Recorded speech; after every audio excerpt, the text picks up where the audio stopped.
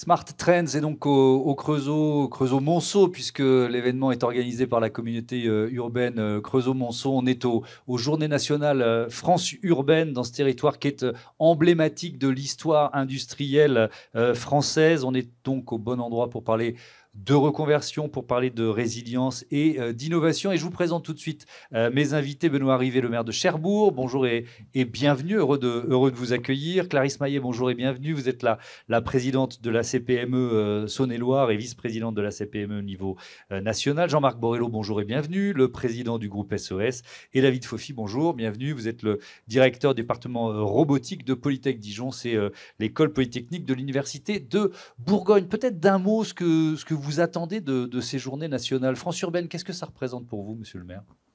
Écoutez, d'abord, je suis très heureux d'être ici au Creusot. Je salue mon ami le maire David Marty. Il y a des liens historiques entre cette ville et celle de Cherbourg en Cotentin, notamment sur la question, bien sûr, du métal. On y reviendra peut-être tout à l'heure, puisqu'on va parler d'industrie et de Bien sûr. décarbonation. Mais les journées de France urbaine, c'est un moment, c'est les dernières journées de la fin du mandat, un mandat qui a été compliqué, extrêmement compliqué, entre la Covid, les crises énergétiques et puis maintenant une crise institutionnelle.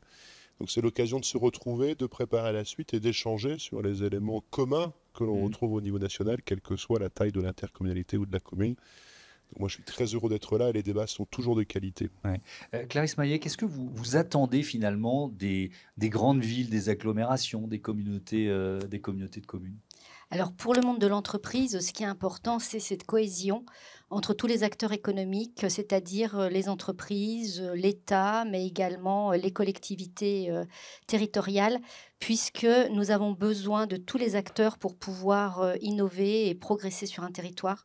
C'est vraiment pour nous très important d'être là aujourd'hui et de montrer que l'entreprise est concernée et qu'elle a également des idées tant au niveau innovation que d'autres secteurs. Jean-Marc Borrello, vous avez déjà été invité de plusieurs de mes émissions sur Bismart. Et avant qu'on démarre l'enregistrement, vous me disiez que les associations souffrent particulièrement depuis quelques mois. Donc, cette émission, on va parler d'adaptation aux crises. À quel point vous, avec un groupe aussi puissant que le groupe SES, vous avez besoin des territoires pour accompagner les associations dans cette période qui est compliquée? Bonjour, alors nous sommes les partenaires naturels des territoires et Ouais. nous avons besoin des territoires comme les territoires considèrent pour un certain nombre d'entre eux que nous pouvons leur être utiles. Mm. Et on peut leur être utile en apportant des services aussi essentiels que la gestion des hôpitaux, ce qui est le cas au Creusot avec un très bel établissement qui, grâce à une coopération forte avec David Marty et la commune et l'agglo, continue de grandir, continue d'offrir des services nouveaux, est un bel exemple de ce qu'on peut faire pour lutter contre les déserts médicaux. Mais nous gérons des crèches, nous gérons des maisons de retraite, on crée aussi de la revitalisation économique dans un certain nombre de territoires. On est présent dans 80 départements français et d'outre-mer, avec des sujets aussi différents que réouvrir des bistrots dans des petites communes de 3500 habitants. On a un programme qui s'appelle 1000 cafés. 400 sont ouverts dans des toutes petites communes et ça permet d'avoir des lieux de convivialité, ça permet que les citoyens se rencontrent. On travaille évidemment beaucoup avec les entreprises. Nous sommes une entreprise un peu particulière De puisque l'économie sociale et le groupe solidaire, ouais. SOS n'a pas d'actionnaires, n'a pas donc de dividendes et donc nous sommes au service de l'intérêt général entre les services publics et les entreprises qui sont depuis toujours des grands partenaires du groupe SOS. Donc notre place est ici, tant pour travailler sur services essentiels, revitalisation des commerces de proximité. Dans des villes moyennes, on a inventé des concepts rigolos de co-selling, donc des boutiques partagées entre plusieurs commerçants que nous gérons avec les collectivités qui permettent à des jeunes commerçants de se lancer sans avoir à prendre un bail, sans avoir à s'engager trop loin. On fait des concours. Mon commerce a un incroyable talent dans les villes avec les collectivités et on aide de jeunes commerçants à s'installer, on les accompagne et encore une fois, grâce aux collectivités, on fait en sorte que les centres-villes ne soient pas en difficulté. Alors, on va pouvoir donner plein d'exemples pendant Oui. cette émission, parce que plus on est concret, mieux c'est. Je veux bien, David Fauvi, que vous nous présentiez un peu voilà, votre école, Polytech Dijon, et puis à quel point elle dépend finalement de ce maillage territorial et de cette communauté urbaine dont on parle. Mhm. Polytech Dijon, c'est une vieille école qui a une trentaine d'années, Oui. mais son département robotique, celui qui est aujourd'hui au Creusot, n'a que 5 ans. Et depuis 1 an, il est hébergé par le technopôle Le Bengo. Donc nous, on fait de la ici robotique. même, dans ces locaux. Vous êtes chez nous. On forme des étudiants à Bac+5. On a 113 étudiants, élèves ingénieurs, dont le tiers est apprenti.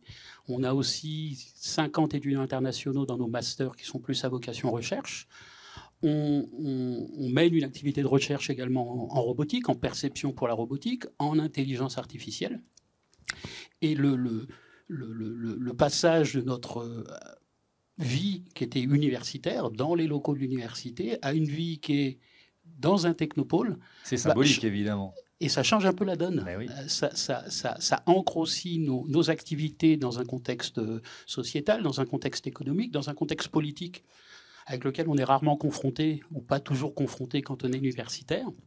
Dans un contexte industriel, on côtoie des startups, on côtoie des acteurs qu'on n'a pas toujours l'occasion de côtoyer, et c'est d'une richesse incroyable pour nos étudiants, pour nous aussi, et ça met en perspective l'impact à la fois de notre activité de recherche et de nos développements en tant qu'ingénieurs, et ça permet aussi à nos étudiants de se frotter à une réalité économique, industrielle, et pas simplement être dans une salle de classe. Et ça, c'est super. Alors, on va parler de réindustrialisation, on va parler de décarbonation dans cette émission. Vous le disiez tout à l'heure, il y a des points communs entre la ville de Cherbourg et le Creusot, notamment en termes de capacité de se réinventer face aux crises. Si on parle de réindustrialisation, c'est quoi la situation dans votre ville et plus généralement dans la communauté urbaine ?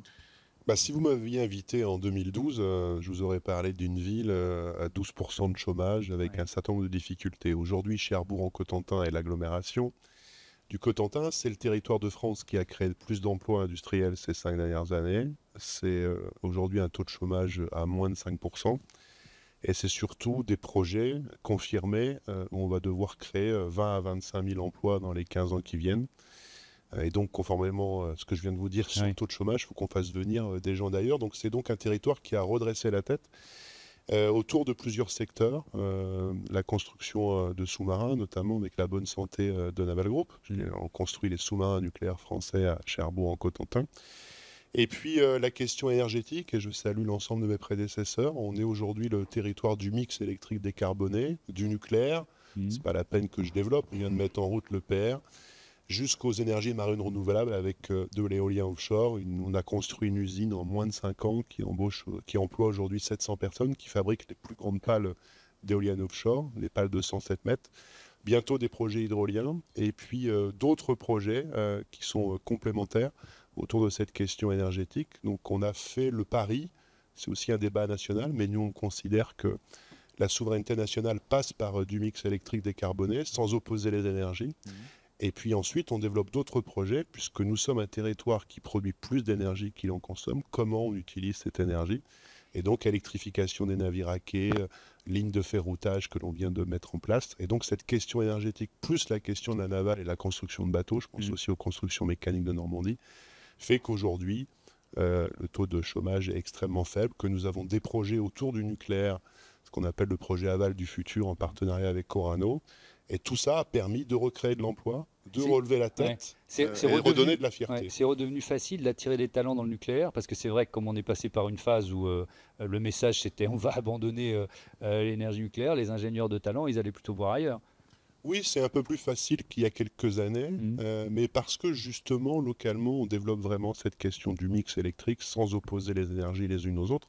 Ça a été un pari qu'on a pris, nous, il y a une dizaine d'années, qui porte ses fruits aujourd'hui parce que la complémentarité, elle est essentielle. On a à la fois notre histoire autour du nucléaire, mais je vous ai dit tout à l'heure, éolien offshore, bientôt des hydroliennes dans le Raz Blanchard, qui est un des plus forts courants au monde.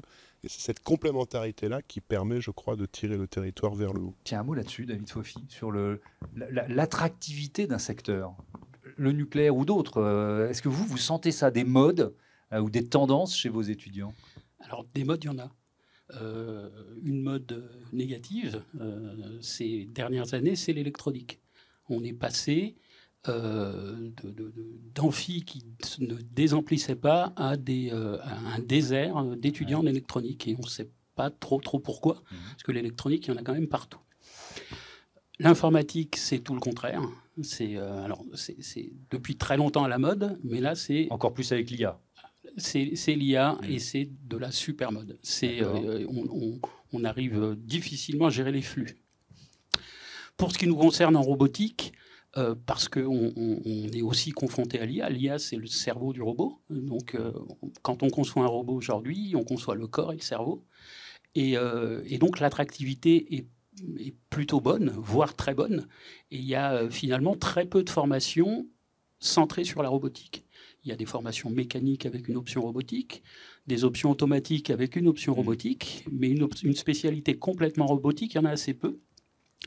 Donc on est un petit département d'une école moyenne, mais on attire beaucoup d'étudiants et beaucoup de candidatures quand même. Intéressant, effectivement. Alors on parle de réindustrialisation, Clarisse Maillet. On est vraiment au bon endroit pour le faire. Le Creusot, c'est vraiment un exemple de résistance au choc, quoi. Oui, complètement. Et c'est surtout aussi parce que le Creusot, c'est un territoire d'industrie. Oui. Et sur les territoires d'industrie, il y a des vrais modes de pensée, il y a des vraies interrogations et des mises en pratique de certaines choses. Donc sur le territoire d'industrie, on va travailler plusieurs piliers qui sont nécessaires à la réindustrialisation. Et quand on parle de réindustrialisation, l'objectif, c'est quand même d'augmenter la part de l'industrie dans le PIB de la France. Alors nous, on ose le rêver à 12 ou 13%, même si aujourd'hui, il est en dessous de 11. Mais on met tout en œuvre sur les territoires. Pardon, ça passe par des clusters, par exemple, des regroupements d'entreprises sur des secteurs Alors, ça passe spécifiques. par des réunions, ça passe par des échanges avec, encore une fois, les acteurs économiques. Ça passe par des sites clés en main. C'est-à-dire que l'entreprise, aujourd'hui, elle a besoin d'être accompagnée puisqu'on est dans un monde très complexe. Donc, venir l'aider et décomplexifier les procédures administratives. On a sur le territoire des sites clés en main. Quand l'entreprise arrive sur un site clé en main, ça lui permet de gagner 18 mois en temporalité. Donc, quand on construit et qu'on doit faire face à une activité qui repart, par exemple l'aéronautique qui revient, donc c'est un temps qui est vraiment inconsidéré, quoi. C'est une richesse pour l'entreprise d'avoir des sites clés en main. Jean-Marc Borrello, est-ce que la réindustrialisation, ça vous concerne ? Vous voyez ce que je veux dire ? Parce que vous nous avez donné plein d'exemples d'initiatives locales qui sont parfois des micro-initiatives, mais qui, démultipliées dans X dizaines ou centaines de communes, évidemment, prennent beaucoup de place. Mais est-ce que vous êtes un acteur associé à la réindustrialisation ? J'allais vous dire, rien de ce qui est humain ne nous est étranger. Et donc pas la réindustrialisation, évidemment, est un enjeu.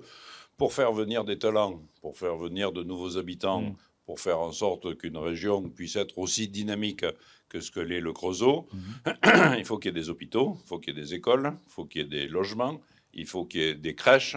Et la collaboration avec les collectivités territoriales et les entreprises, parce qu'aujourd'hui, tous les chefs d'entreprise prévoient qu'il va falloir loger des cadres, les faire venir, que ces cadres ont des enfants, qu'il va falloir des écoles, qu'il va falloir des crèches. Et on me racontait il y a quelques minutes qu'un chirurgien de talent est arrivé dans notre hôpital au Creusot, et grâce à la collaboration avec la ville lui a trouvé un logement, des places pour les crèches et pour les écoles de ses enfants. S'il n'y avait pas eu cet environnement et ces services, sans doute que ce chirurgien ne serait pas venu. Donc nous, on observe très concrètement au Creusot depuis une dizaine d'années l'arrivée de talents venus d'ailleurs, le développement d'activités économiques, et nous essayons d'accompagner avec la ville, avec David Marty et avec l'AGLO, tous les services qui font autour, parce qu'évidemment, tout ça ne peut se faire que si les conditions de vie sont convenables pour les gens qu'on veut attirer. Est-ce que cette réindustrialisation, elle est compatible avec les objectifs de décarbonation ? Comment vous réussissez à associer les deux objectifs ? C'est aussi d'ailleurs le lien entre une ville industrielle historique comme qu'est le Creusot et Cherbourg. Je vous l'ai dit tout à l'heure, il y a plusieurs enjeux. Il y a d'abord les questions de souveraineté. Je vous ai parlé d'énergie et de défense. Dans le monde où la géopolitique est aujourd'hui complètement perturbée, la France réaffirme sa souveraineté industrielle et énergétique. Il était temps. Et donc des villes comme les nôtres y répondent parfaitement. Et puis je voulais expliquer le choix de Cherbourg. Ça a été d'abord de faire un choix, de dire il y a la navale, Il y a Naval Group, il y a les constructions mécaniques de Normandie. Je rajouterai un certain nombre de chantiers qui construisent des fabuleux bateaux de plaisance. Mais on va axer sur l'énergie. Et donc, on a recréé de l'emploi, rendu de la fierté, réindustrialisé, construit des usines autour de cette question énergétique et donc autour de cette question de décarbonation. Mais il y a des énergies qui provoquent aussi des crispations. Vous parliez des éoliennes offshore en l'occurrence. Ici même, dans une autre émission, on avait le maire d'Arras qui expliquait que les projets d'éoliens, ils suscitaient quand même pas mal de blocages dans sa région. Donc il y a aussi une question d'acceptabilité. C'est pour ça que je vous dis que parfois la réindustrialisation, elle se heurte à un syndrome qu'on connaît tous, ça s'appelle le syndrome NIMBY, Not in my backyard. Ok, on en veut bien, mais chez les autres. Oui, mais c'est aussi le rôle des investisseurs, des industriels et des élus, c'est d'expliquer. Nous, on vient de relancer une ligne de ferroutage, une des premières en France qui permet de relier Cherbourg-en-Cotentin et son port, Transmanche, avec Bayonne. Mouguer exactement. Ça enlève 25 000 camions de la route par an. Mais il a fallu expliquer ça aux riverains du port, qui revoient passer un train devant leurs fenêtres. Quand je reparle de la question de production d'électricité, on est tous d'accord aujourd'hui que l'enjeu numéro 1, c'est d'arrêter d'émettre des gaz à effet de serre. Donc il faut décarboner. On est aussi tous d'accord sur le fait qu'il faut de plus en plus d'énergie électrique pour répondre à nos besoins. Et donc, une fois que vous avez dit ça, mais vous dites que la solution, c'est donc de produire de plus en plus d'énergie électrique, encore faut-il qu'elle soit décarbonée. Et donc, vous partez du nucléaire jusqu'à l'éolien offshore. Moi, je rajoute l'éolien terrestre qui fait aussi un vrai débat. Et puis, il faut débattre avec les gens. Et puis, qu'est-ce qui est beau ou pas? Moi, quand on me dit qu'une éolienne terrestre, c'est pas beau, est-ce qu'une usine, c'est beau? C'est pas le sujet. Le sujet, pour certains, c'est le sujet. Oui, mais d'accord. Mais à un moment donné, le rôle des maires, des responsables politiques, des chefs d'entreprise, c'est d'expliquer la réalité des choses. Est-ce que oui ou non, la France, dans le cadre de sa souveraineté, a besoin de plus en plus d'énergie électrique? La réponse est oui. Est-ce que cette énergie doit être décarbonée? La réponse est oui.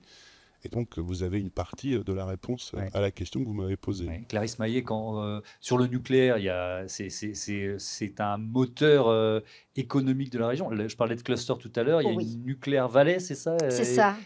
Ici, donc ça veut dire quoi? Ça veut dire que les habitants sont très contents d'avoir des entreprises qui travaillent autour du nucléaire? Alors, nous, on a travaillé à la CPME sur un livre blanc, justement, sur la réindustrialisation.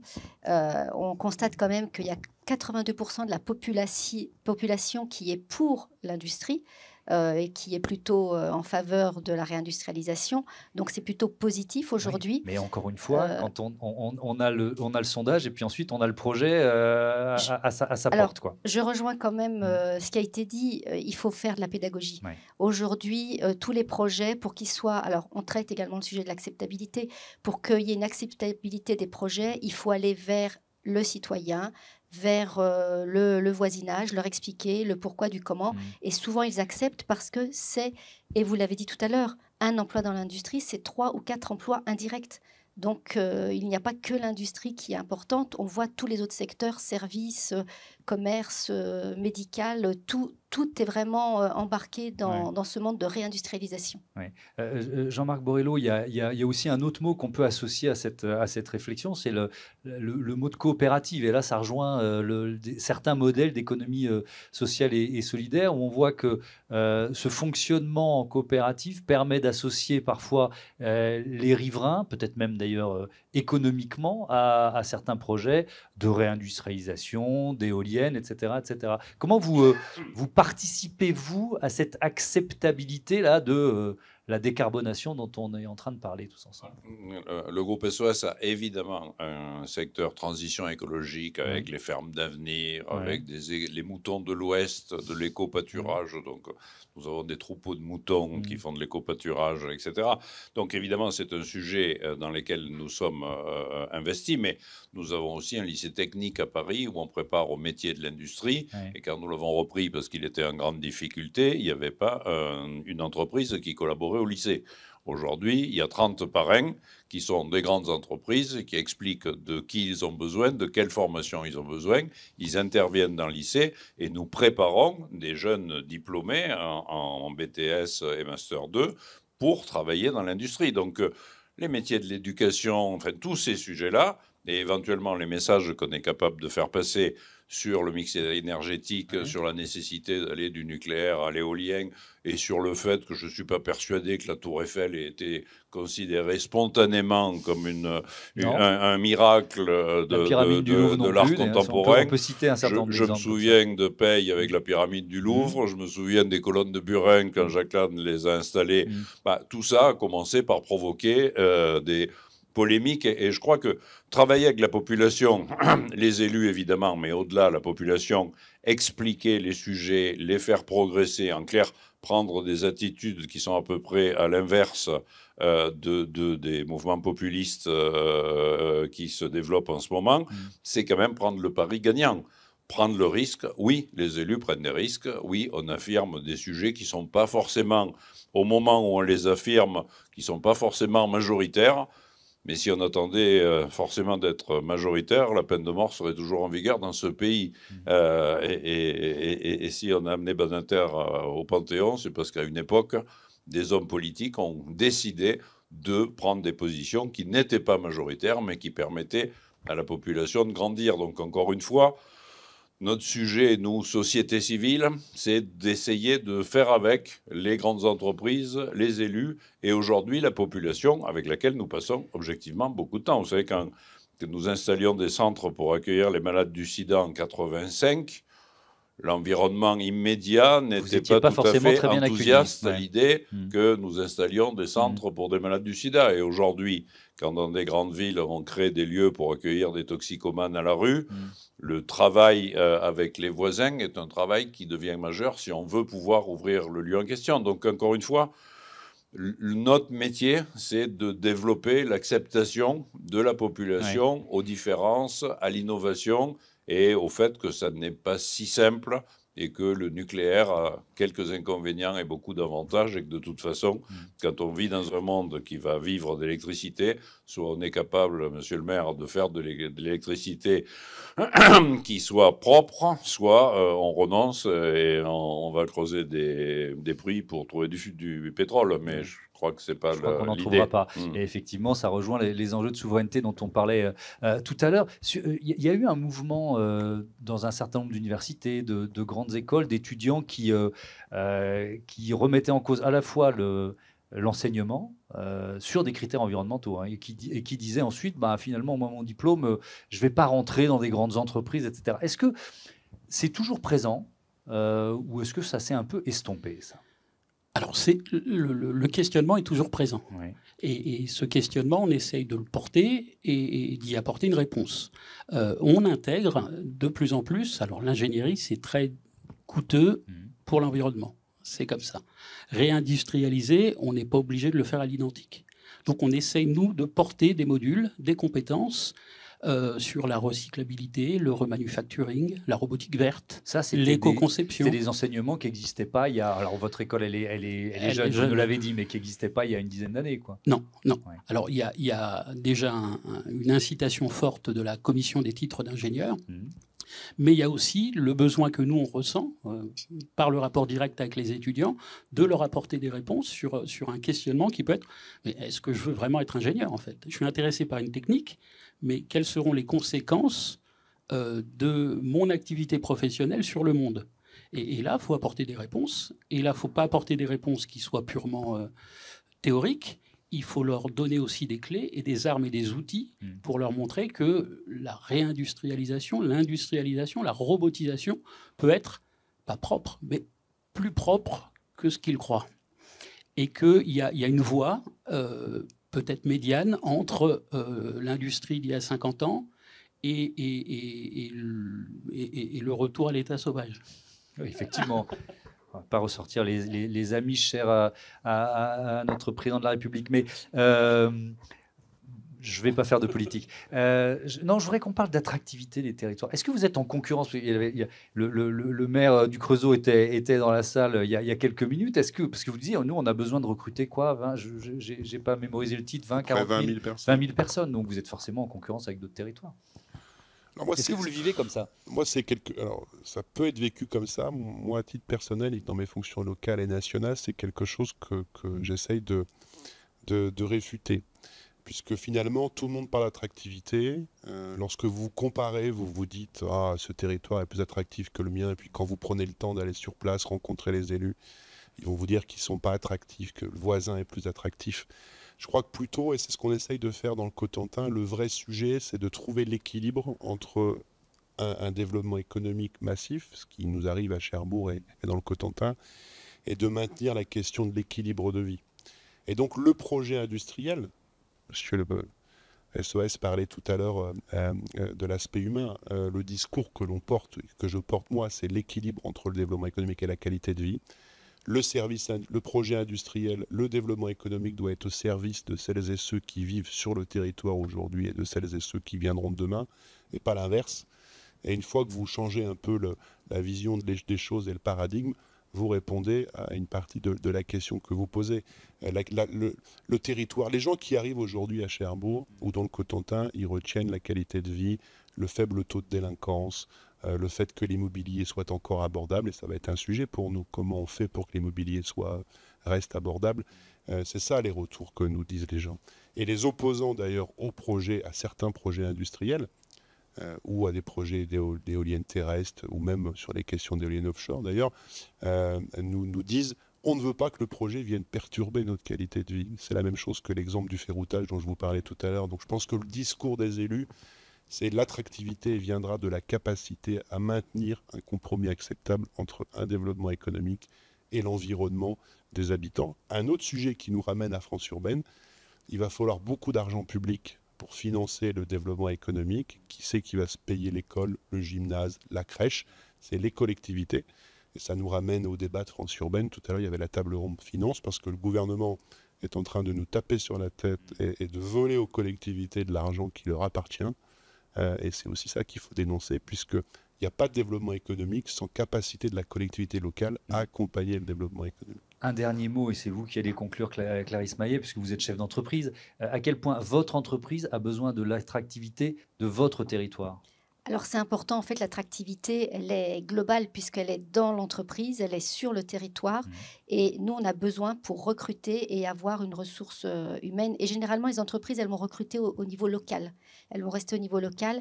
Et l'objectif, c'est d'avoir les personnes qui vont pouvoir travailler, produire, créer de la richesse pour pouvoir avancer et réindustrialiser. Un dernier mot là-dessus, peut-être, Jean-Marc Borrello? Simplement, comme on parle de recrutement et de développement local, nous avons la chance d'accueillir des milliers de talents venus d'ailleurs, qui ne demandent qu'à travailler, qu'à être formés. Et l'intégration d'un certain nombre de migrants, parce qu'on ne fera pas avec la démographie actuelle, on n'aura pas les forces vives pour faire fonctionner ce pays. Une intégration intelligente des migrants respectueux de la République et un ministre de l'Intérieur normal, ce qui vient de se passer, mais depuis peu, après un intermède farfelu, ça permet aussi de faire venir des talents qui viennent d'ailleurs, qui veulent bosser, qui veulent respecter la République, qui ont envie de se former. Et encore une fois, nous en accueillons des milliers, on fait en sorte qu'ils puissent accéder à des droits et devoirs de citoyens. Et nous continuerons à considérer que l'immigration est une chance. Et ben voilà, on aura fait aussi de la politique. Merci beaucoup d'avoir participé à ce numéro de Smart Trend. C'était passionnant. Merci d'avoir répondu à notre invitation. On se retrouve évidemment très vite sur l'antenne de Be Smart for Change. Merci à toutes et à tous de votre fidélité. À très vite.